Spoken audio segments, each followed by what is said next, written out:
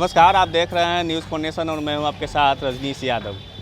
Ward number 69 में उच्च प्रवाह बोरिंग का लगभग करोड़ों के लागत से बने उच्च प्रवाह बोरिंग आज किस तरह से ज़मींदोज हो गया है, आप स्वयं तस्वीरों में देख सकते हैं कि वार्ड नंबर 69 का यह मालसलामी क्षेत्र है और उसी बोरिंग के पास एक सामुदायिक भवन का निर्माण चल रहा है। आप स्वयं तस्वीरों में देख सकते हैं कि किस तरह से उसी सामुदायिक भवन के ठीक कैंपस में करीब 30 फीट गहरे गड्ढे खोदे गए हैं, जिसके कारण यह उच्च प्रवाह बोरिंग जो करीब एक सप्ताह पहले ही पटना की मेयर सीता साहू के द्वारा उद्घाटन किया गया था और इसी उच्च प्रवाह बोरिंग से करीब इस वार्ड नंबर 69 में लोगों को पीने के लिए पानी की सुविधा मुहैया कराई जा रही थी, लेकिन ठीक एक सप्ताह बाद ही यह बोरिंग भरभरा कर गिर गया।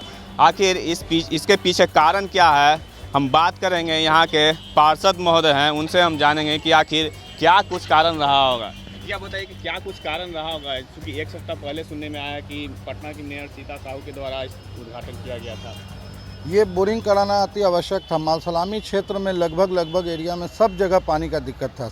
कई मोहल्ले हैं यहाँ पे, 20-22 मोहल्ले हैं जिनको मालसलामी इस टंकी से पानी का सप्लाई जाना शुरू हुआ था।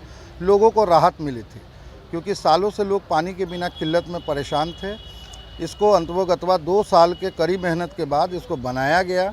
बनाने के बाद आप देख सकते हैं बगल में सामुदायिक भवन का निर्माण हो रहा है। भवन निर्माण की तरफ से खुदाई की स्थिति आप देख सकते हैं।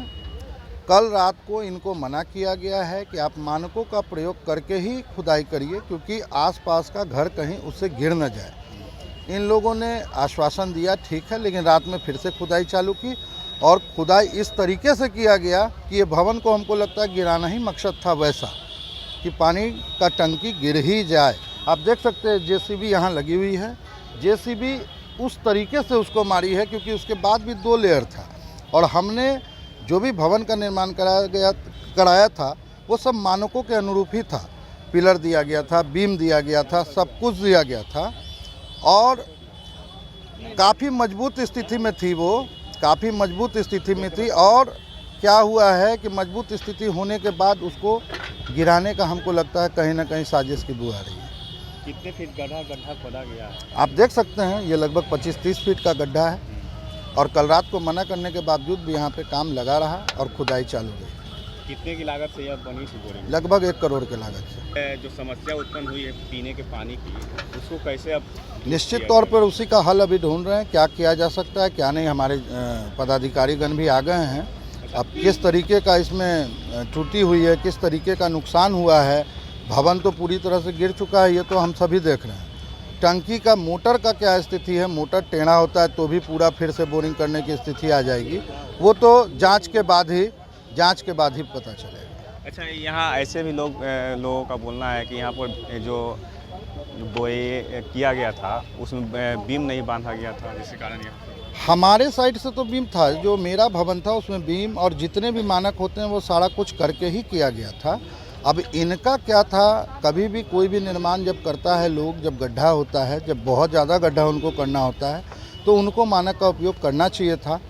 जैसे कुछ पिलर विलर दे के उसको सपोर्ट दे के अपने काम को करते रहते, लेकिन ऐसा कुछ नहीं हुआ। हमको समझ में नहीं आ रहा है क्या हुआ है एक्यूरेट, लेकिन कहीं ना कहीं लापरवाही भवन निर्माण के तरफ से हुई है। अच्छा, आप बताइए, क्योंकि आप यहाँ के ग्रामीण हैं। हम यहाँ नहीं रहते, हमारा 50 से। अच्छा, ये आप यहाँ के ग्रामीण हैं, तो अब क्या समस्या उत्पन्न होगी आपके सामने? अब यहाँ समस्या यही होगी कि जल संकट हो गहरा जाएगी। लेकिन यहाँ के जो पार्षद महोदय जो जनता के हित में ही काम किए थे, लेकिन ये इंजीनियर की गलती है।